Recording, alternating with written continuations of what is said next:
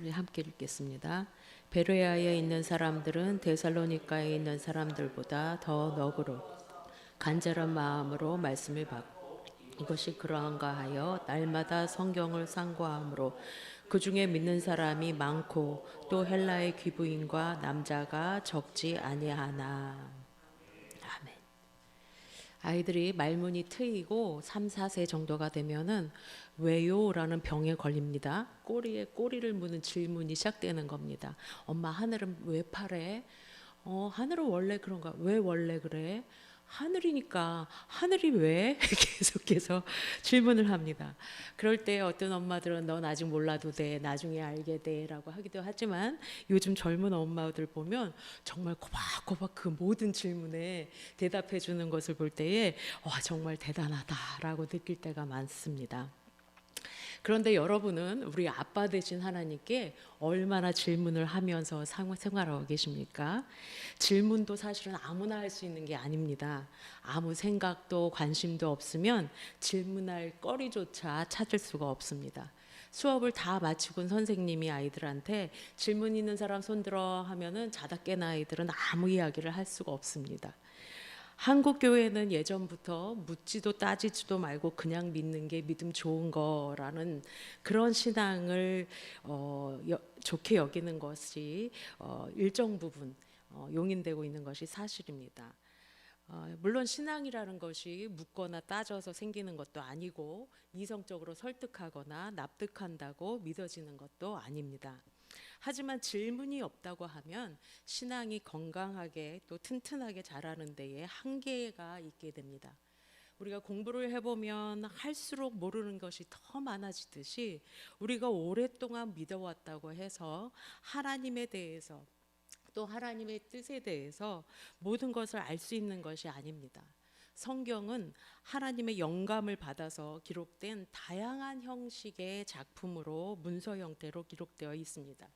그러한 문화적인 요소를 우리가 감안할 때에 같은 본문의 말씀을 갖고도 각 개인과 또 시대와 상황에 따라 열린 해석이 가능한 만큼 우리 질문에 대한 하나님의 답은 성경에서 깔끔하게 1번이다, 2번이다, O다, X다 이렇게 맞아 떨어지지만은 않습니다. 우리가 수십 년간 신앙생활을 해왔어도 내게 오늘 주시는 하나님의 말씀은 또 다르고 새롭게 되어지는 것입니다. 그래서 우리는 그때그때 하나님께서 보여주시는 만큼 하나님의 뜻을 알아가게 되고 어떨 때는 여러 번을 간구해야만 간신히 희미하게 빛을 보듯이 깨달을 때가 있습니다.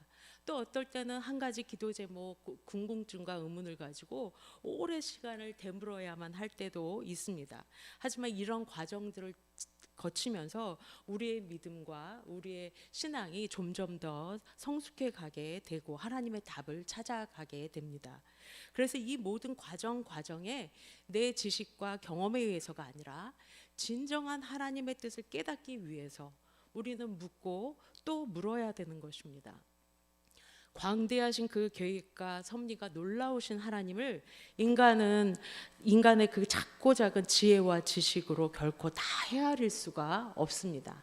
마치 소경이 코끼리 다리를 만진 소경은 코끼리는 커다란 기둥처럼 생겼다고 말할 것이고 등판을 손으로 문지른 소경은 코끼리는 넓은 평상 같더라, 카페트러 같더라 할 것이고 꼬리를 잡은 소경은 밧줄같이 그냥 휘둘리고 왔다 갔다 하더라 이렇게 표현하는 것처럼 하나님에 대해서 다 아는 것처럼 말하는 사람은 사실 신앙에 있어서 하수인 것입니다. 알면 알수록 하나님의 그 깊이와 높이와 광대하심이 한이 없으신 분이 바로 우리 하나님이십니다. 그래서 우리의 신앙의 연륜이 깊을수록 또 더 성숙해가는 신앙을 소유하기 위해서 우리는 하나님께 날마다 물을 수 있어야 됩니다. 성경에 많은 믿음의 사람들이 종종 하나님께 많은 질문들을 했었습니다. 역대상 14장 10절에 다윗은 블레셋이 쳐들어오자 그 급한 와중에서도 하나님께 먼저 묻습니다. 여호와여, 내가 블레셋 사람들을 치러 올라가리까 아니면 주께서 그들을 내 손에 넘기시겠습니까? 그리고 바로 이어서 14절에 가면 또 묻습니다. 다윗이 하나님께 묻자온데 하나님이 이르시되 이러저러한 작전을 세워서 싸워라, 이렇게 다 구체적으로 지시를 해 주십니다. 다윗은 하나님이 가르쳐 주신 그 방법대로 행했을 때에 결국 승리를 거머쥐게 되고 또 그의 명성이 온 세계에 퍼졌다고 성경이 기록하고 있습니다. 사사기 6장 12절에 보면 여호와의 사자가 기드온에게 나타나서 말씀하십니다. 큰 용사여, 여호와께서 너와 함께 계시도다. 이 말을 들으면 우린 벌써 할렐루야 하고 뭐 싸우지 않아도 이건 다 이긴 거네 라면서 그냥 담대하게 나가자 할 텐데, 당돌한 기드온의 질문이 계속해서 나옵니다. 기드온이 대답하되 오 나의 주여, 여호와께서 우리와 함께 계시면 어찌해서 이 모든 일이 우리에게 일어나는 것입니까? 또 우리 조상들이 일찍이 우리에게 이르기를 여호와께서 우리를 애굽에서 올라오게 하신 것이 아니냐 했던 그 모든 이적들은 도대체 어디로 다 갔습니까? 그 이후에도 기드온의 질문과 하나님의 답이 번갈아 가면서 계속 나타납니다. 유교 사상의 뿌리를 둔 우리 문화권에서는 어른이 말씀하면 그저 예해야지 따박따박 대답하면 안 된다고 우리는 배워왔습니다. 그래서 어디 하나님께 대해서도 그 말씀에 대꾸를 하는 것은 안 된다, 그것은 불신이다, 불신앙이다 라고 하는 의식이 일정 부분 우리의 신앙에도 접목되어 있는 것 같습니다. 그래서 들려지는 말씀에 대해서 나의 어떤 생각을 말한다거나 또 어떤 기준을 다시 한번 제시한다라는 것은 우리는 그 순간 믿음 없는 사람으로 낙인이 찍히고 그런 취급을 받게 됩니다. 예레미야 12장 1절에 예레미야는 하나님께 묻습니다. 여호와여, 내가 주와 변론할 때에는 주는 의로우시니이다. 그러나 내가 주께 질문하옵나니 악한 자의 길이 형통하며 반역한 자가 다 평안한 것은 도대체 무슨 까닭입니까? 하박국 선지자도 비슷한 질문을 했습니다. 하박국이 살던 시대는 국가적으로 위기의 상황이었고 사회적으로 부패가 극심했습니다. 그래서 하나님의 공의가 다 사라진 것처럼 보였고 악인들은 득세해 의기양양해 다니는 것을 보게 되었기 때문에 한탄하며 하나님께 질문을 했습니다. 하나님, 왜 믿지 않는 자가 믿는 자보다 잘 됩니까? 왜 믿지 않는 사람들 때문에 믿는 자들이 이 같은 고통을 당해야만 됩니까? 그에 대해 하나님은 대답을 하셨습니다. 오직 의인은 믿음으로 말미암아 살 것이다. 이 말씀을 듣고 우리는 또 거봐, 믿으면 되는 거 아니야, 이렇게 하실지 모르겠습니다. 하지만 우리가 믿음으로 산다, 믿음의 삶을 살아간다라는 것의 정의를 잘 생각해 볼 필요가 있습니다. 하나님을 거역하는 세상 속에서 믿음으로 살아간다라는 것은 그렇게 단순하지만은 않습니다. 제대로 믿기 위해서는 얼마나 많은 신앙적인 고민의 과정이 필요하고 말씀을 깊이 묵상해야 되며 또 말씀 공부도 해야 되고 그리고 하나님과 깊은 내적인 대화도 이어가야 하는지 모르겠습니다. 그래서 우리가 하나님께 질문을 한다라는 것은 우리의 믿음이 없다는 것을 증명하는 일이 아니라 오히려 내가 하나님을 인정하고 신뢰하는 것이 되어집니다. 내게 유익이 될 만한 사람을 찾아가거나 세상이 신령하다고 하는 것을 찾지 않고 오직 해답이 하나님께 있음을 믿고 신뢰하는 행위가 되는 것입니다. 이미 성경의 기본을 아는 연륜 있는 신자일수록 이제 더 깊은 신앙으로 성숙해 가기 위해서 날마다 모든 일에 있어서 하나님의 뜻을 구하고 물어야 하는 것입니다. 바울은 데살로니가 전도에서 동족인 유대인들한테 위협을 받게 됩니다. 그래서 피해서 달아나서 다시 전도 지역으로 찾아간 것이 베레아라는 오늘 본문의 지역입니다. 오늘 본문에서 그곳 사람들이 말씀을 받는 자세를 기록하고 있는데 이 사람들은 데살로니가 사람들보다 더 너그러웠다. 첫 번째로 그렇게 표현이 됩니다. 이 말은 열린 마음으로 말씀을 받아들였다라는 것을 뜻합니다. 그리고 두 번째로는 간절한 마음으로 말씀을 받았다. 정말 착한 말씀을 받는 태도입니다. 하지만 그렇다고 무조건 아멘 아멘 하는 맹종적인 신앙은 아니었던 것을 그 다음 문장을 통해 우리가 알 수 있습니다. 말씀을 들으며 깊이 생각하고 있습니다. 이것이 그러한가 하여 날마다 성경을 상고함으로라는 기록입니다.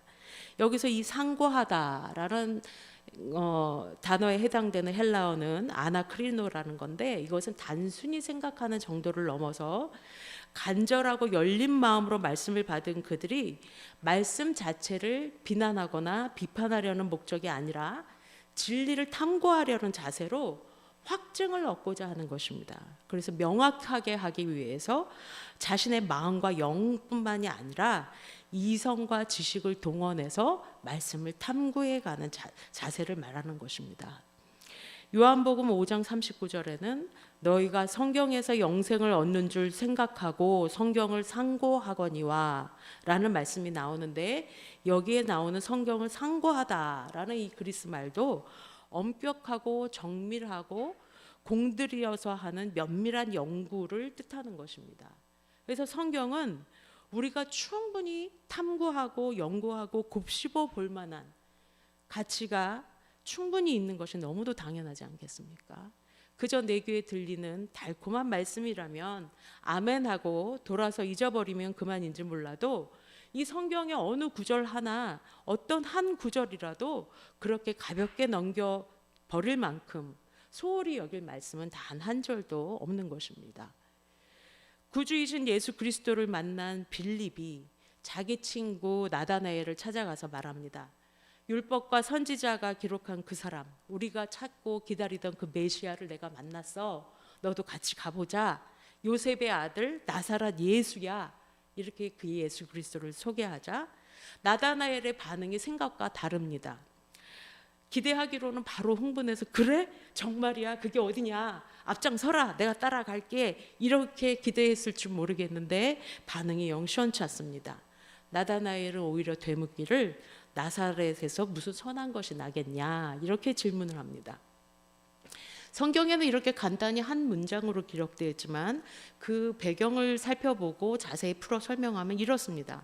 빌립아, 우리가 구약 성경을 그렇게 많이 읽고 알고 있잖아. 연구했잖아. 메시아는 구약에 보면 약속하시기를 베들레헴에서 태어날 거라고 했어. 그런데 나사렛은 무슨 맞지 않잖아. 이거 성경과 다르지 않냐. 그리고 그가 예수님께 갔을 때 주님이 이 나다나엘에 대해서 말씀하시는 첫 마디가 이렇습니다. 보아라, 이는 참으로 이스라엘 사람이라 그 속에 간사한 것이 없도다. 그러니까 나다나엘이 놀라서 묻습니다.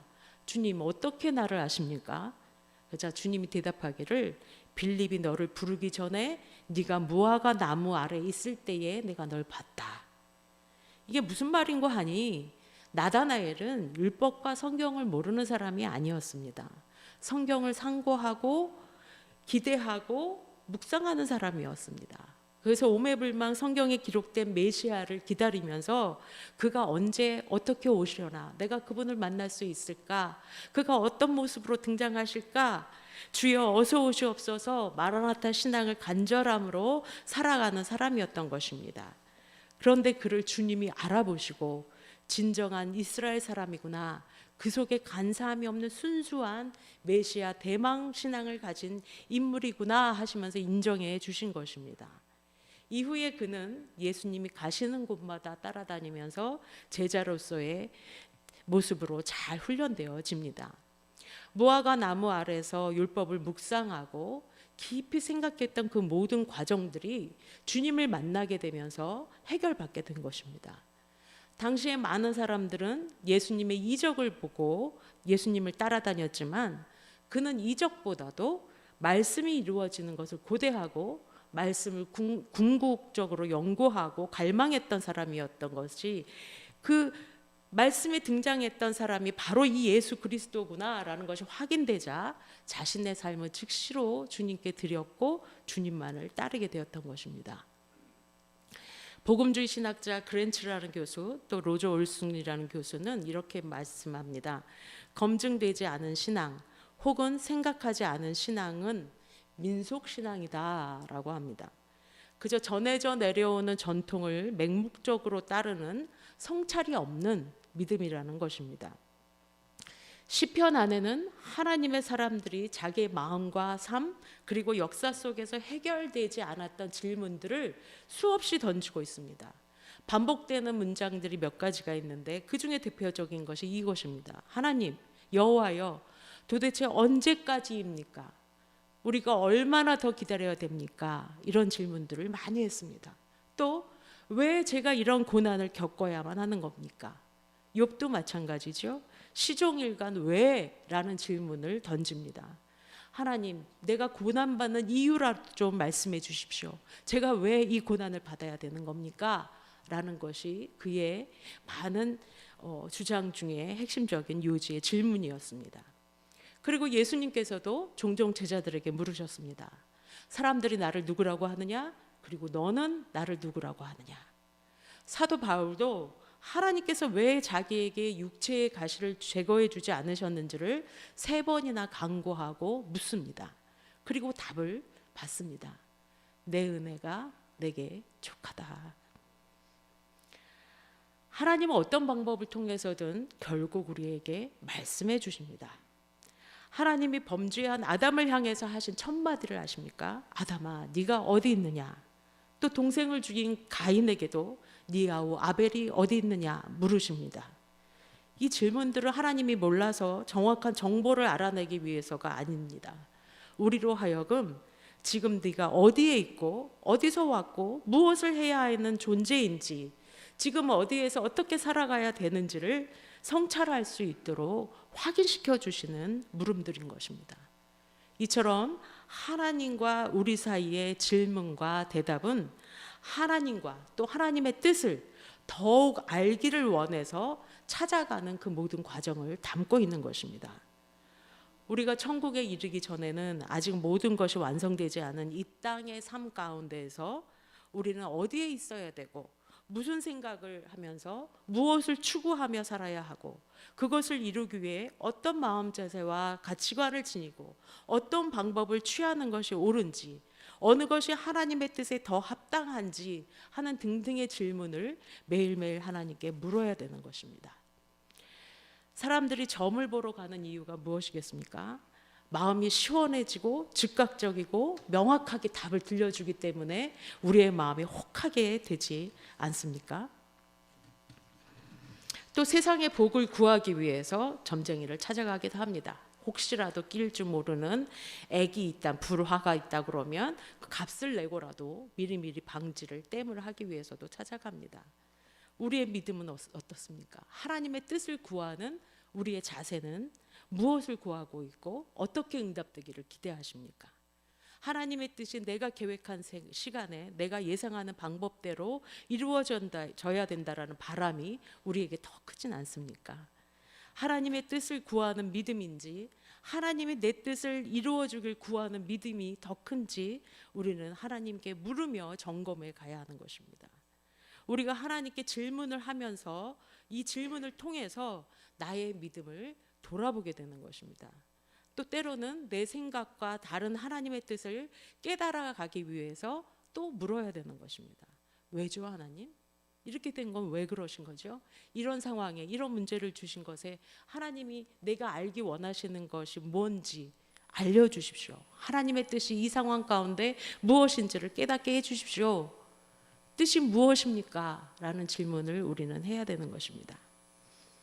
그래서 은혜로운 설교라는 것, 은혜로운 말씀을 들었다고 우리가 많이 표현을 하지만 그 은혜롭다라는 것은 내가 원하는 위로와 복 주시는 좋은 말씀을 들은 것이라든가 내 질문에 대한 해답을 명쾌하게 알려줘서가 아니라 그 말씀을 통해서 내가 고민해야 될 거리, 어떻게 하면 하나님의 말씀을 더 가까이 하고 하나님의 말씀을 이루어내고 성취해 갈 수 있을까 하는 생각거리, 고민거리, 때로는 회개거리, 그러한 것들이 내 속에서 일어났다고 하면 그 말씀을 내가 바로 받은 것입니다. 예를 들어서 이웃사랑에 대한 설교를 듣고 아멘하고 돌아서는 것으로 예배가 끝나는 것이 아니라 그럼 이제 나는 어떻게 해야지 이웃을 사랑하는 거지? 내가 이웃 사랑할 수 있는 방법은 무엇이지? 나는 내일부터 만나는 이 사람을 어떻게 사랑해야 하지? 내가 불편해하는 저 사람을 위해서 무엇을 기도해야 될까? 어떻게 중보해야 될까? 라는 등등의 많은 질문이 거기서부터 시작되는 것입니다. 그래서 이렇게 고민을 하고 하나님께 묻고 지혜를 구하고 도움을 구하며 우리의 삶에 실천할 때에 그 예배가, 그 말씀이 완성되는 것입니다. 그것이 은혜이고 말씀을 통한 성찰이 되는 것입니다. 그래서 말씀은 우리의 삶으로 응답되어집니다. 하나님은 우리에게 영과 혼과 육으로 지어 주셨습니다. 그리고 이성과 마음과 영성도 주셨습니다. 진정한 영적이라는 것, 영성이라는 것은 이 모든 것을 각각 떼어서 분리시키는 게 아니라 이 모두가 합쳐져서 함께 하나님을 위해서 소용되어지는 것을 말씀합니다. 고린도전서 14장 15절에 그러면 내가 어떻게 할까? 내가 영으로도 기도하고 마음으로도 기도해야겠구나. 내가 영으로도 찬양하고 또 마음으로 찬송하리라. 바울은 이렇게 고백하는 것입니다. 그런 것처럼 우리의 몸과 마음과 영이 따로따로가 아닙니다. 하나님 앞에 우리의 영뿐만 아니라 마음과 생각, 이성과 지식까지도 함께 드려지는 것입니다. 이것이 전인적인 영성입니다. 하나님은 우리의 영성뿐만 아니라 마음과 이성까지도 다스리시는 분입니다. 하나님은 우리의 영적 부분뿐만 아니라 생각과 의지의 영역까지도 모두 관여하고 계시는 분이십니다. 성경을 믿을 뿐 아니라 깊이 상고하고 뿌리 깊은 나무처럼 결코 흔들림이 없도록 해주십사 기도할 수 있기를 바랍니다. 말씀을 들을 때에 이것이 정말 주의 말씀인가? 주의 말씀이 내게 이루어지기를 원하며 어떻게 이루어 드려야 될지를 고민하며 깊이 상고할 수 있는 지혜를 주시기를 우리가 기도해야 될 것입니다. 주님의 말씀을 내 영으로 받을 뿐만이 아니라 지혜와 지식으로 깨닫도록 도와주셔서 믿지 않는 사람들을 향해서 우리가 예수 그리스도에 대해서 전할 말씀이 우리 입에 있도록 도와주십사 기도할 수 있어야 할 것입니다. 하나님 오늘 이 말씀을 주셨는데 이제 저는 어떻게 해야 됩니까? 이 말씀을 내 삶 속에 어떻게 이루어 가야 되겠습니까? 가르쳐 주십시오. 실천할 수 있는 믿음도 주시고 지혜도 주시고 용기를 주십시오 하면서 우리는 말씀을 붙들고 씨름해야 됩니다. 하나님은 어떤 방식을 통해서든 반드시 우리가 기대하는 시간이 아닐지언정 응답해 주실 것입니다. 하나님께 묻고 성찰하고 또 묻고 다시 돌아보는 이 과정들을 통해서 우리의 믿음과 영성이 날로 새로워지고 더 깊어지고 성숙해져 갈 것입니다. 기도드리시겠습니다. 하나님, 우리가 하나님을 다 안다고 말하지 않게 도와주시옵소서. 날마다 겸손하게 하나님의 뜻을 묻고 구하는 지혜를 허락하여 주시옵소서. 말씀을 듣는 것에 그치지 않게 하시고 깊이 되새겨 말씀이 육신이 되게 하시고 베레아 사람들처럼 이것이 그러한가 하며 묵상하고 깨달아가게 도와주시옵소서. 그래서 우리의 삶으로 말씀을 살아내게 도와주시옵소서. 그리하여 말씀이 육신이 되어 이 땅에 오신 예수 그리스도의 형상을 우리가 증거할 수 있도록 도와주시옵소서. 예수님의 이름으로 기도드립니다. 아멘.